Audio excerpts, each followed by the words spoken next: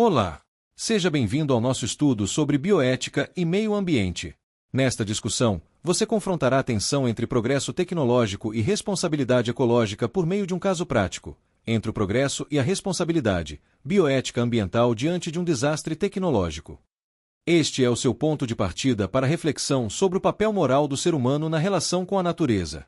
Você se deparará com a provocação central do nosso encontro. Até que ponto o desenvolvimento tecnológico pode ser considerado progresso quando seus impactos ultrapassam os limites da sustentabilidade e ameaçam a vida? Você é convidado a expandir seu olhar, reconhecendo o valor intrínseco de todas as formas de vida e o dever de agir com prudência diante da incerteza. Imagine esta situação. Em uma região litorânea do Nordeste brasileiro, uma empresa multinacional do setor químico inaugurou um complexo industrial. O discurso era de desenvolvimento sustentável e geração de empregos, utilizando biotecnologia para produzir bioplásticos a partir de resíduos vegetais. O projeto, inicialmente, parecia um marco de progresso verde.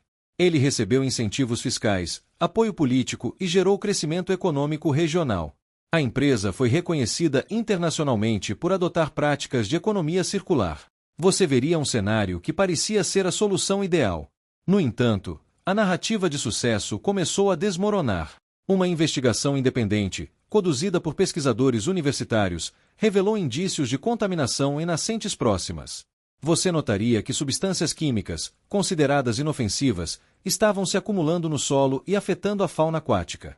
A situação se agravou.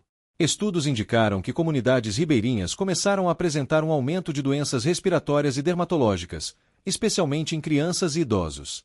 Você testemunharia a ligação direta entre a saúde do ambiente e a saúde humana.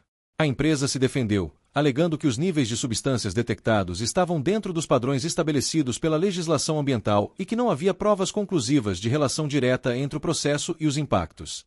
Você deve refletir sobre a diferença entre o que é legalmente permitido e o que é eticamente aceitável. O dilema atingiu seu ápice com um vazamento acidental. Uma falha no sistema de contenção levou ao despejo de efluentes no rio, o qual abastecia mais de 80 mil pessoas. Comunidades exigiram indenizações e a paralisação das atividades, alegando violação do direito a um meio ambiente saudável e, crucialmente, descumprimento do princípio da precaução. O caso tornou-se um símbolo nacional da tensão entre desenvolvimento tecnológico e ética ambiental. De um lado, você tinha defensores da inovação alegando um acidente isolado. De outro, especialistas em bioética e ambientalistas citando a negligência científica e política. Você deve enxergar que os ambientalistas e bioeticistas afirmavam que a negligência havia violado princípios éticos fundamentais, como a responsabilidade intergeracional, a precaução e a justiça ambiental. Estes são os pilares conceituais que você usará para analisar o caso. Vamos agora analisar o primeiro pilar, a bioética ambiental e o dever de responsabilidade ecológica. A bioética ambiental surge como uma resposta ética às crises ecológicas, propondo uma reflexão que inclui o conjunto da vida e os ecossistemas, não apenas o ser humano.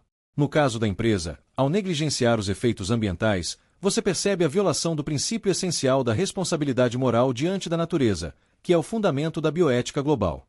O discurso do progresso verde sem prudência é mera retórica de legitimidade para práticas potencialmente destrutivas. A bioética é a ponte para o futuro, integrando ciência e valores humanos para assegurar a sobrevivência das espécies. Você deve entender que a responsabilidade ecológica não é apenas um dever técnico, mas um compromisso moral universal. O progresso, para ser ético, precisa considerar os limites do planeta.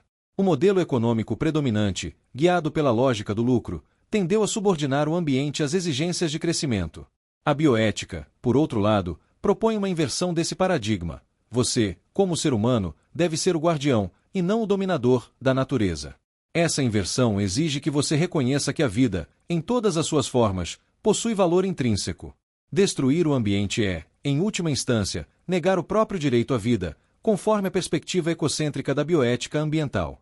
Você percebe que a empresa escolheu a incerteza como justificativa moral ao continuar operando, o que é incompatível com a ética da responsabilidade.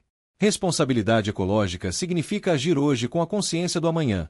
Não existe progresso legítimo quando o custo é a vida. A bioética ambiental adota uma perspectiva ecocêntrica, deslocando o foco da ética tradicional para a ética da interdependência. Você deve compreender que o dano ao rio, às espécies e ao solo é um dano à própria comunidade humana que deles depende. Vamos ao segundo pilar, o princípio da precaução e a ética da prudência científica. Este princípio é fundamental. Ele expressa a necessidade de agir com prudência em situações onde o conhecimento científico é insuficiente para prever todas as consequências. O princípio da precaução parte da compreensão de que a ausência de certeza não é ausência de risco. O seu dever moral de proteger a vida deve prevalecer sobre qualquer interesse econômico ou político. A decisão da empresa de manter as operações após os indícios de contaminação violou diretamente este princípio. Hans Jonas, em O Princípio Responsabilidade, ensina que quanto maior o poder humano de transformar o mundo, maior deve ser sua responsabilidade moral sobre os efeitos dessas transformações. Você tem um dever ético de prudência científica que decorre da própria capacidade tecnológica. Quando a empresa ignora a possibilidade de dano e decide agir somente após a comprovação dos impactos, ela transforma a incerteza em negligência e a precaução em mero discurso. A prudência é, essencialmente, o limite ético do poder. É crucial que você saiba que a aplicação da precaução exige uma abordagem interdisciplinar e participativa. A ausência de diálogo com as comunidades ribeirinhas e com especialistas independentes impediu a construção de um processo ético de deliberação no caso estudado. A bioética ambiental propõe que decisões de impacto coletivo devem ser tomadas com transparência e corresponsabilidade.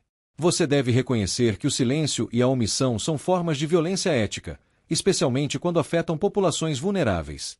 Lembre-se que o princípio da precaução não impede o avanço científico, mas orienta seu uso responsável e preventivo. Ele é um instrumento ético de responsabilidade coletiva, que exige que você integre as dimensões ética, técnica e social em suas decisões. Agora, avancemos ao terceiro pilar: justiça ambiental, equidade planetária e ética do cuidado global. A justiça ambiental afirma que os custos e benefícios do desenvolvimento devem ser distribuídos de maneira justa entre povos, gerações e espécies.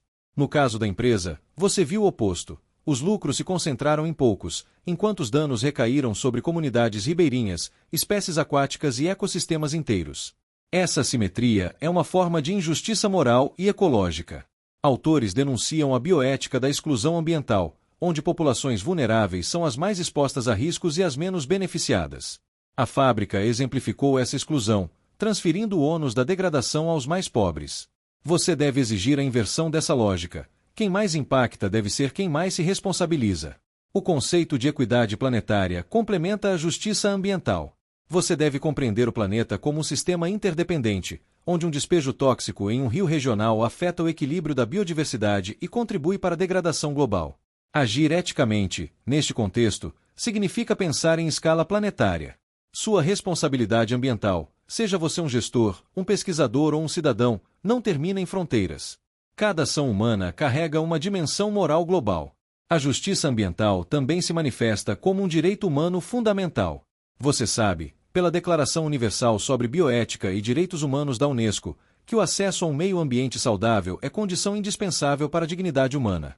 A ética do cuidado global é a dimensão prática dessa justiça. Ela exige que você reconheça a vulnerabilidade como elemento compartilhado por todos os seres vivos. O cuidado não é apenas uma virtude individual, mas uma postura civilizatória. No desastre industrial, o cuidado deveria ter se traduzido em ações concretas: ouvir as comunidades, reavaliar os riscos e reparar os danos. A ausência de cuidado transformou o sofrimento em uma consequência previsível e, portanto, eticamente inaceitável. A justiça ambiental está intrinsecamente ligada à ética intergeracional. A contaminação do rio não apenas violou direitos presentes, mas negou o futuro, comprometendo ecossistemas inteiros que sustentam a vida das próximas gerações. A bioética ambiental propõe uma ética da corresponsabilidade planetária, na qual ciência, economia e política atuam integradas sob o princípio do cuidado. Ela não busca culpados, mas construtores de soluções. Em última instância, a justiça ambiental e a equidade planetária são expressões da bioética da solidariedade. Você deve entender que o verdadeiro progresso é aquele que promove a vida, reduz desigualdades e fortalece a harmonia entre seres humanos e natureza. A reparação ética exige a restauração ambiental e a transformação estrutural dos processos produtivos. O seu papel é ser o guardião da Terra. Bons estudos e até breve!